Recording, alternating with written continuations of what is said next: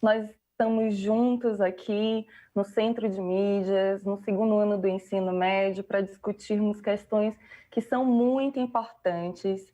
Nós falamos sobre os estabelecidos e outsiders na aula passada, e nessa aula nós vamos falar um pouco sobre os estrangeiros, segundo a perspectiva de Zimmel.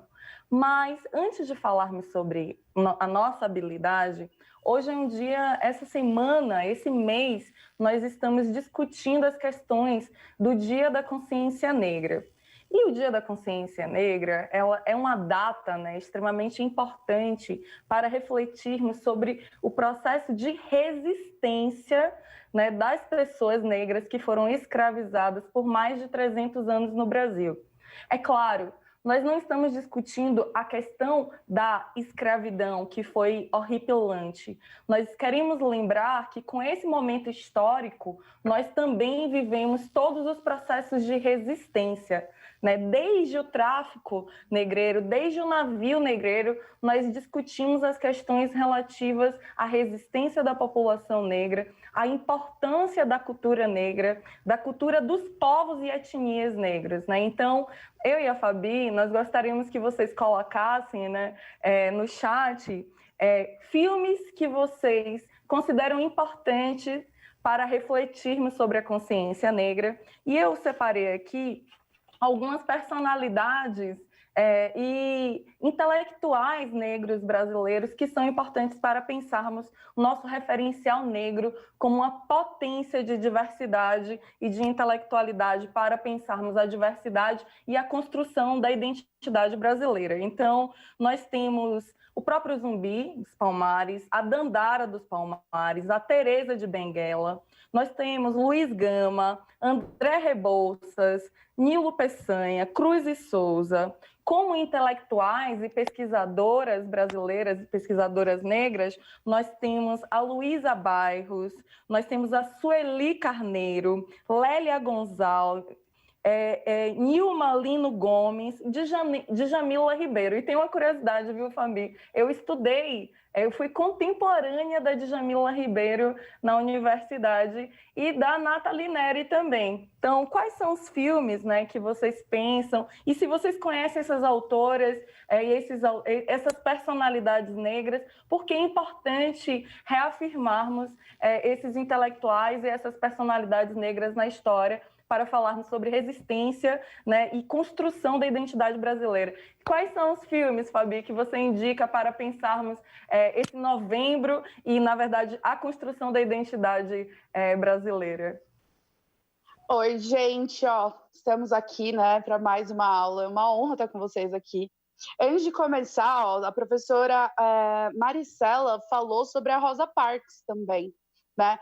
Lembraram aqui da Maria Carolina de Jesus.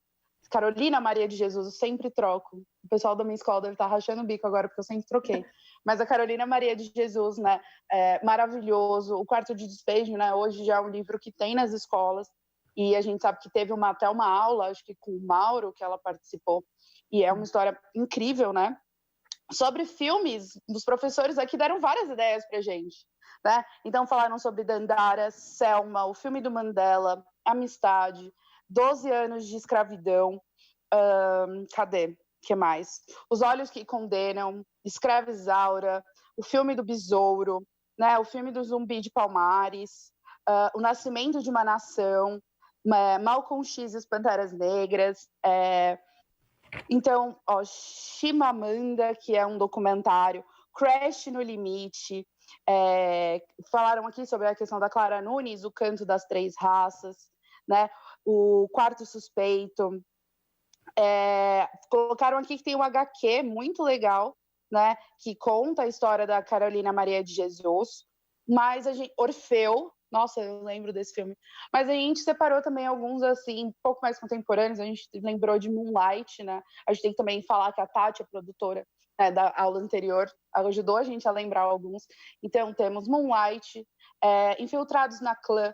Se a gente for pensar em série, Lovecraft Country, que ela vai falar ali sobre justamente o racismo nos Estados Unidos, ali na época da segregação. A gente tem ali Umbrella Academy, que uma parte da série você vai encontrar, aí já é um tema mais de quadrinhos, né, mais uma coisa assim. Então, na verdade, a gente tem vários filmes e eu acho que, por mais que hoje a gente venha falar sobre isso, mas é algo de todos os dias, né? A gente já vem aí falando bastante sobre o racismo, sobre a questão da desnaturalização, xenofobia, entre outras coisas aí um ano inteiro. Então, por mais que nesse momento a gente possa dar essa pausa para poder, vamos dizer assim, dar essas dicas, refletir juntos, é sempre importante a gente lembrar que isso faz parte da nossa história, é a nossa ancestralidade, é o que faz com que cada um de nós seja brasileiro. A história do povo negro é a nossa história, sim, então a gente tem que lembrar disso todos os dias. Então, Hotel Ruanda, Miss Simone, Green Book, o Guia, realmente, muitas ideias maravilhosas. E para os professores que não viram algum desses filmes aqui, é uma oportunidade, né? A gente tem aí em algumas cidades o feriado aí da Consciência Negra, e mesmo quem não tiver o feriado, o final de semana está aí, né? Então, por que não aproveitar e colocar aí uns filmes em dias, já que a gente tem tantas ideias aqui maravilhosas no chat, Jennifer. A professora Zil, ela recomendou Quando Me Descobrir Negra, né? E todos esses referenciais, eles são muitíssimo importantes para pensarmos que o Brasil foi construído tendo como uma base histórica de 300 anos de escravidão. E isso é muito grave, não é, Fabiana? Então, nós temos uma grande diversidade, nós temos uma construção de um reconhecimento sobre as miscigenações, né? Nós temos dentro da sociologia, né, discutido as questões do outro, da relação, né, do outro, da construção de uma identidade em relação ao diferente, à diversidade. Hoje nós estamos falando sobre o estrangeiro e se pensarmos, se refletirmos juntos, tanto o europeu foi estrangeiro, né, dentro, né, do processo de construção da história do Brasil, quanto os povos africanos também. E isso tem um reflexo no nosso cotidiano, né? Tem um reflexo tanto da nossa cultura, né? E aí é o ponto positivo, construtivo, que nós, né, amplificamos, né, as grandes referências, tanto na música, na gastronomia, na arte, na língua, falamos bastante sobre isso, mas se tem uma coisa que a população negra, ela também nos ensinou e nós não podemos esquecer, é a resistência, né? Então, o Dia da Consciência Negra é uma conquista do movimento negro. Lembrando que o movimento negro é o maior movimento, o movimento social mais antigo do mundo, porque ele acontece desde o processo de abolição. A Lei 10.639, né, ela vai refletir as demandas do movimento negro para valorizar a história e a cultura afro-brasileira nas escolas, né, e a própria data do Dia da Consciência Negra é um marco para pensarmos enquanto sociedade a importância da valorização, a inclusão e os referenciais e as reparações históricas que a população negra viveu e ainda vive no momento presente.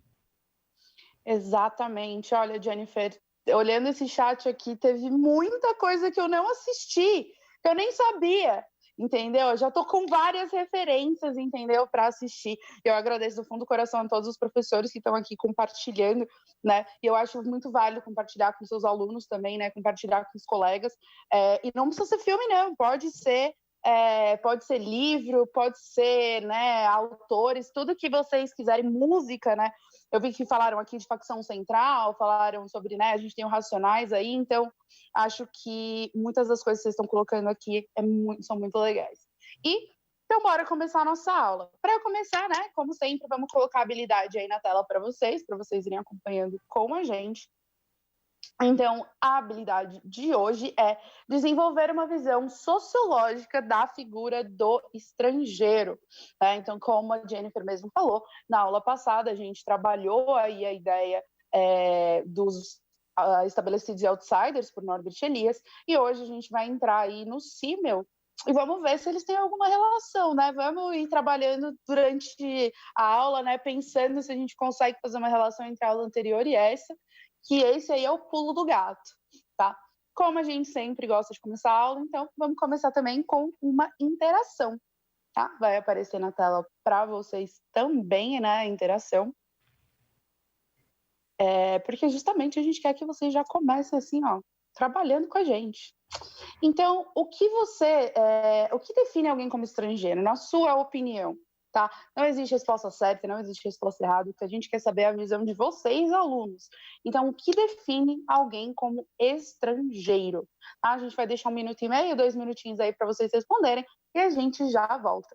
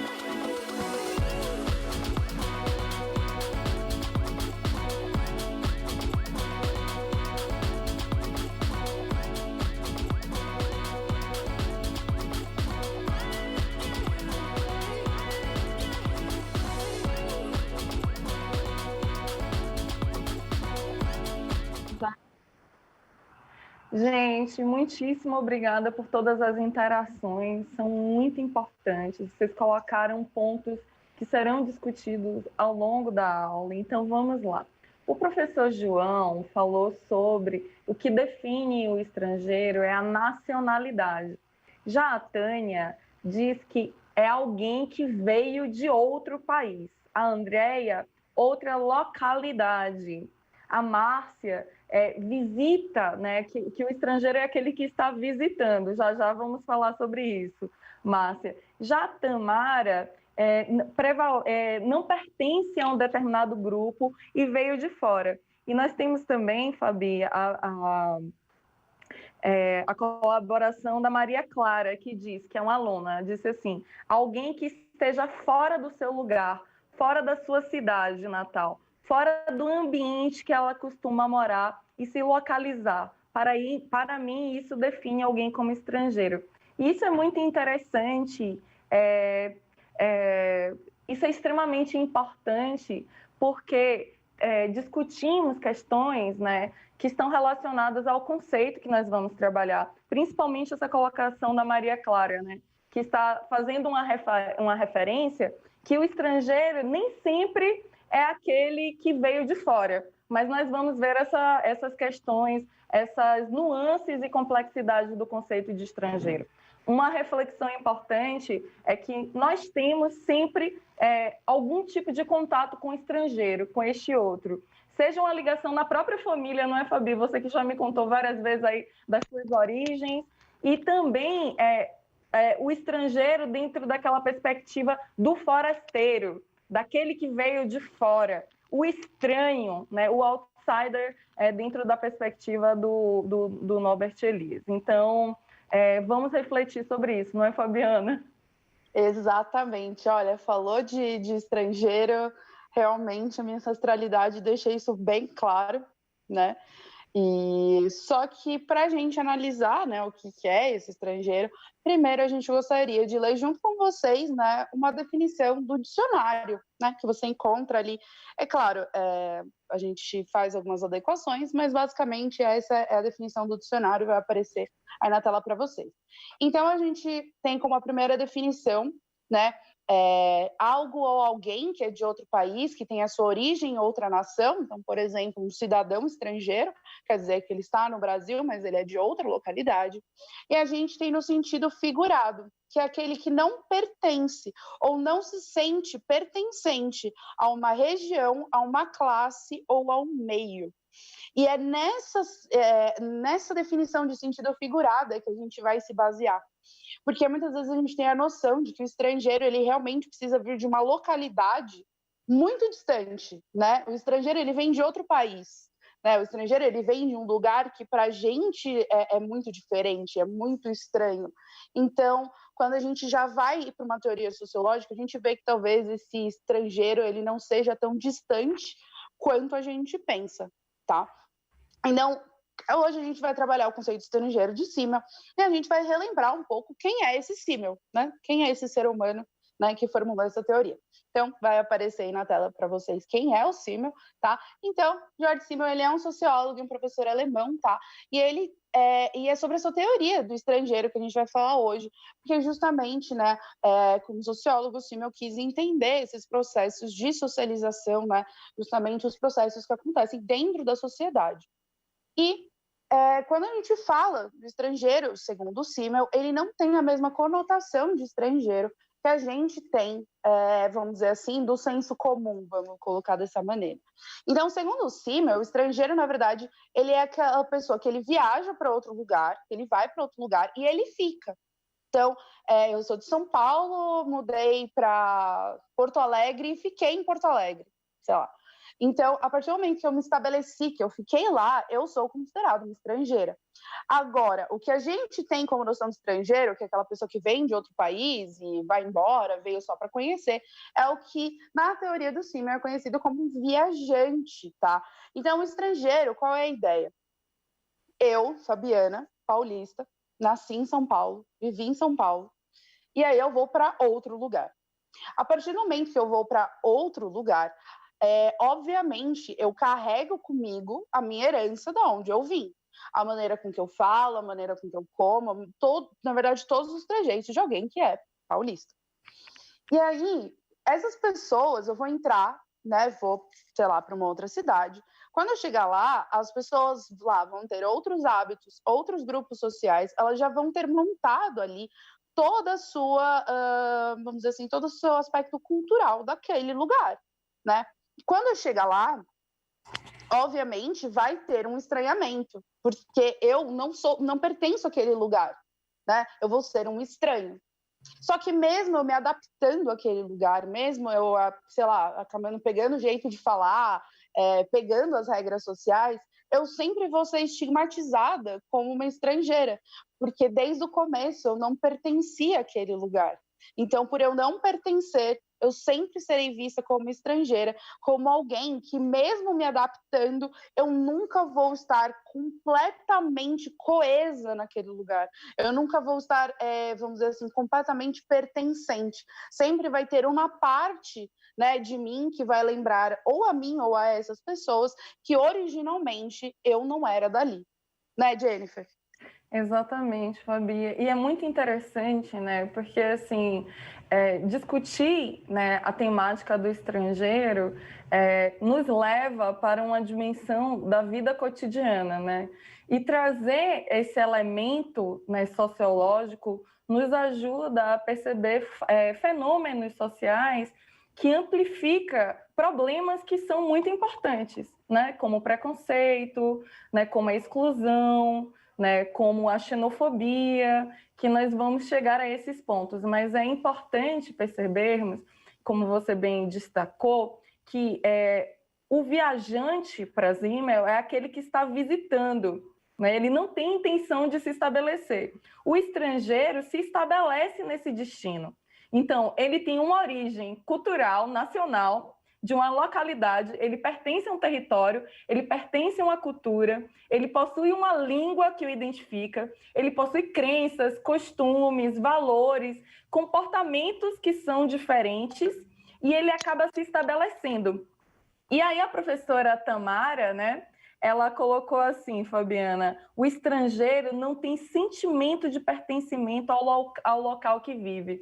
E isso é muito importante pelo seguinte fato, o Simmel, ele traz um outro conceito importante para refletir sobre o estrangeiro, que é o de ambiguidade.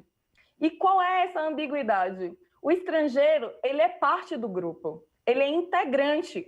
E a ambiguidade é, ele não se sente parte e nem os outros o percebem pertencente ao grupo. E isso produz essas diferenças, essas desigualdades e essa relação de exclusão que nós também observamos nas discussões sobre o outsider. E o que significa esse outro, né? Esse que vai ser inferiorizado, né? E nessa semana da consciência negra, esse estrangeiro, ele tem uma perspectiva, muitas vezes, no nosso cotidiano, o bom estrangeiro, né, Fabi? E o mau estrangeiro. E essa relação de acolhimento e de repulsão está relacionada, muitas vezes, a questões de racismos e preconceitos, não é, Fabiana? Exatamente. A gente tem que, eu acho que tem 2 pontos aí. Não é necessariamente porque você é estrangeiro que você vai ser segregado, é exatamente o que a Jennifer falou. Você vai ter o estrangeiro bom e o estrangeiro mau, mas você vai sempre ser lembrado de alguma maneira que você não é totalmente pertencente. Só que uma coisa que eu acho que precisa ficar claro também é o fato da distância. E eu vou zoar o Mauro, Jennifer, não me aguentou, vou zoar o Mauro. O Mauro é nosso colega guarulhense. Guarulhos é aqui do lado. A gente pode considerar Guarulhos quase como uma conurbação, né? Tipo, é aqui do lado de São Paulo. Se você vai para lá, por mais que a gente fale que é um lugar que está próximo a São Paulo, que a gente tem essa convivência direta, a gente já percebe que alguns hábitos, algumas coisas da própria cidade são completamente diferentes. Não indo tão longe, vamos para, sei lá, Zona Leste. Eu moro na Zona Sul, a Jennifer é do centro, a gente tem professores que moram na ZL, então, assim, eu estou aqui na Zona Sul, extrema Zona Sul. Por mais que a gente compartilhe a mesma cidade, os nossos hábitos, a maneira de falar até, né? Eu estava conversando até com o Mauro e com a Thay essa semana. A maneira com que a gente fala, Guarulhos presente, eu achei maravilhoso isso aí, professora, Guarulhos presente. A maneira com que a gente fala, as gírias que a gente usa, alguns hábitos que a gente tem, justamente esses costumes, esses pontos até bem simples que passam desapercebidos no dia a dia, a gente percebe que de um bairro para o outro, de um lugar para o outro, são muito diferentes. Então, mesmo se eu saísse até do meu próprio bairro aqui na Zona Sul, né, e fosse para, sei lá, eu tô aqui perto da Joanice, aqui do Miriam, fosse, sei lá, para Vila Olímpia, que a gente é dessas, né? A gente só sucesso. Obviamente que eu sentiria essa diferença, as pessoas me veriam de maneira diferente, porque meus hábitos não são os mesmos. Quando eu vou daqui para visitar meus amigos que moram na Zona Leste, que moram ali na Penha, a gente vê que a maneira com que eles se relacionam com o lugar onde eles vivem é completamente diferente da maneira com que eu me relaciono com o lugar onde eu vivo.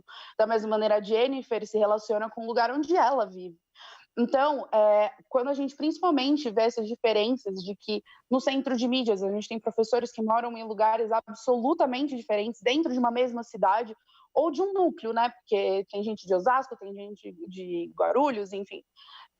Por mais que a gente esteja num lugar que é muito próximo, né? 1 horinha, vamos dizer, de distância, que a gente aqui em São Paulo, a gente mede a distância por tempo, a gente percebe que existe também essa diferenciação entre regiões e não só entre países, né? E é óbvio que fica muito mais claro quando a gente fala, por exemplo, de culturas diferentes, como, por exemplo, a Jennifer, ela está aqui há 10 anos, por mais que ela seja pertencente a São Paulo, por mais que todas as regras, vamos dizer, sociais de São Paulo já estejam incorporadas e que ela seja uma paulista, a todo momento existe ali aquele pontinho que fica de...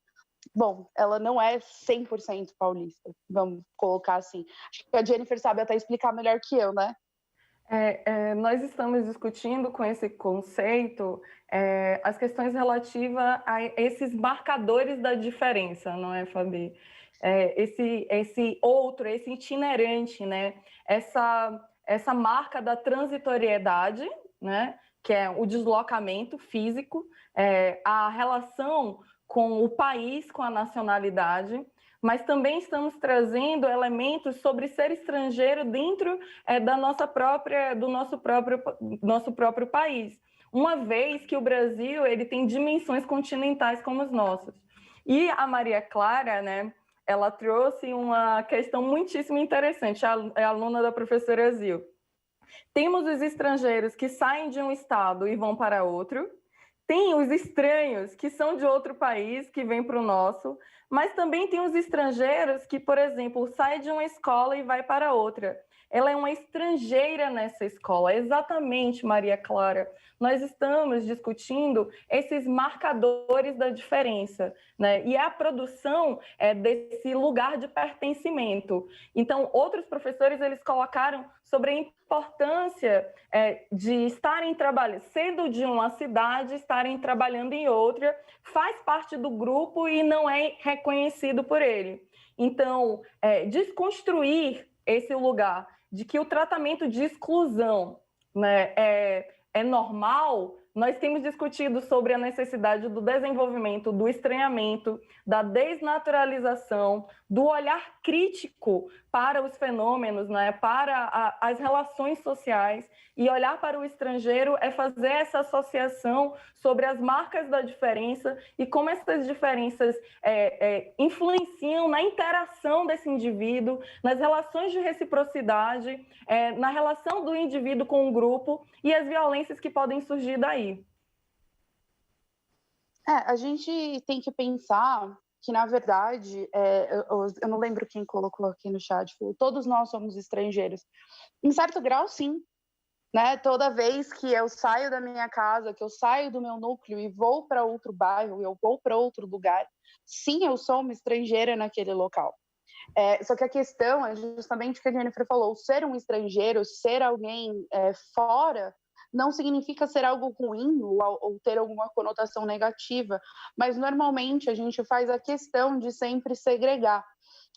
Eu lembro que nessa aula a gente já falou, mas eu acho que vale muito lembrar sobre a questão, por exemplo, de nordestinos, né?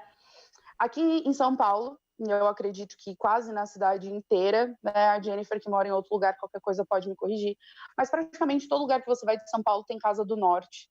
Quase todo lugar que você vai em São Paulo, você vai encontrar comida típica nordestina, assim, em quase todos os lugares que você for, né? Pelo menos um boteco sempre vai ter alguma coisa. E, assim, por mais que a gente seja muito fruto, né, dessa miscigenação, dessa vinda dos nordestinos para cá, a gente tem essa herança e é uma herança muito rica que a gente tem aqui em São Paulo, a gente continua fazendo essa separação.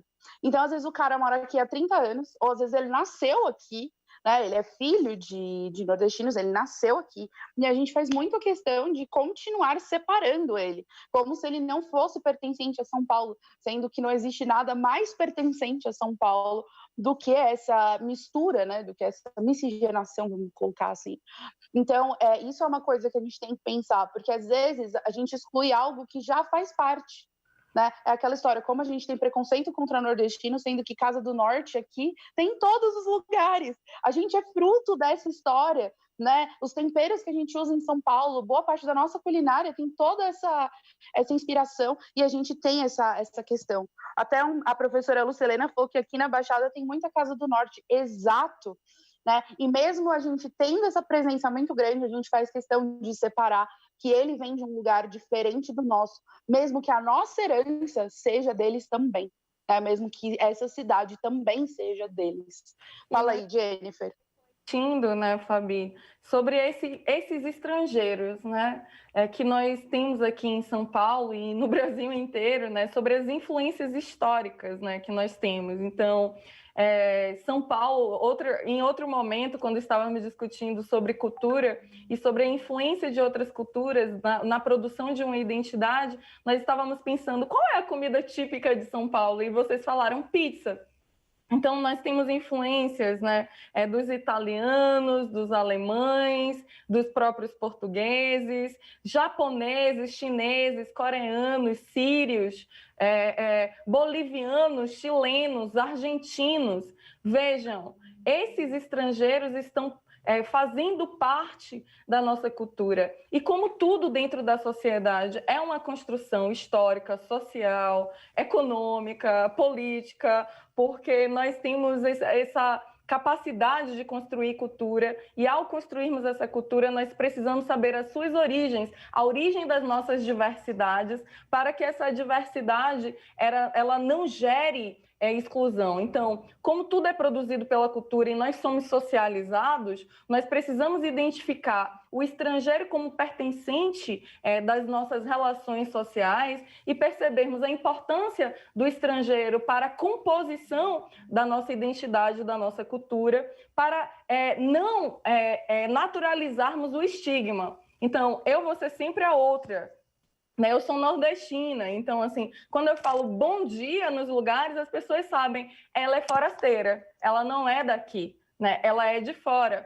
Então, produzir uma reflexão crítica sobre esse outro, sobre esse forasteiro, compor as relações humanas, permite com que a gente crie a cultura do respeito à diversidade e não cultuarmos o estigma, né, que é marcar o outro, e essa marcação cultural deste outro faz com que ele seja excluído, marginalizado, inferiorizado. Olha, a professora Lucilena falou um bagulho que eu adoro. Ela falou assim, no Brasil é tudo junto misturado. Real, é tudo junto misturado. E uma das coisas que eu lembrei, eu estava no Instagram ontem, né, como uma boa pessoa que fica gastando seu tempo em redes sociais. Estava no Instagram ontem, aí eu vi aqueles reels, né, de um menino, não lembro quem porque é meio aleatório. E era um menino que ele era de descendência asiática. E aí o vídeo era ele falando assim, nossa, era tipo alguém falando para ele, nossa, você fala português tão bem, que legal, não sei o quê. Aí ele olha para a pessoa, fala assim, porque no caso eu sou brasileiro, eu nasci em São Paulo e minha família é de São Paulo.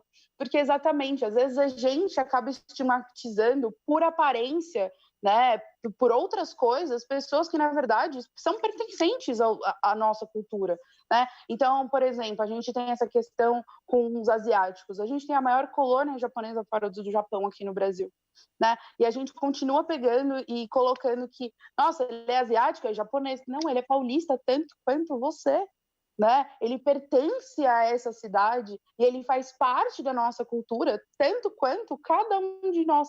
Mas exatamente por essa necessidade, não seria bem uma necessidade, mas assim, por essa questão de estigmatizar, de sempre apontar ao diferente, a gente acaba até tratando como estrangeiro alguém que nem é estrangeiro, na verdade, né? Então é justamente sobre esses tipos de comportamento que a gente tem que pensar. E justamente, né, a gente queria que vocês pensassem junto com a gente, eu acho que a gente tem um tempinho aí ainda, né, Jennifer? Se puder colocar aí a pergunta para eles na tela, a gente gostaria até da gente fazer essa relação entre o que a gente está vendo agora, né, de quais outros exemplos vocês conseguem pensar junto com a gente de estrangeiros, né? Pela ideia do Simmel, tá? Só lembrando sobre a ideia do Simmel, que vocês também conseguem pensar junto com a gente. E, na verdade, eu vou até adiantar, porque a nossa última pergunta eu já vou adiantar para agora, para a gente ir construindo junto. Porque a gente quer também que vocês tentem pensar qual relação a gente pode fazer entre essa ideia do estrangeiro do Simmel que a gente está trazendo hoje, com a ideia do Norbert Elias, dos estabelecidos e outsiders, que a Jennifer trouxe na aula anterior. Então, a gente quer que faça essa dualidade. Fala aí, Jennifer. Vamos fazer essa relação, não é, Fabi? Vamos dar 1 minuto, porque já tem muito material aqui no chat. Vamos, então, 1 minutinho a gente já volta.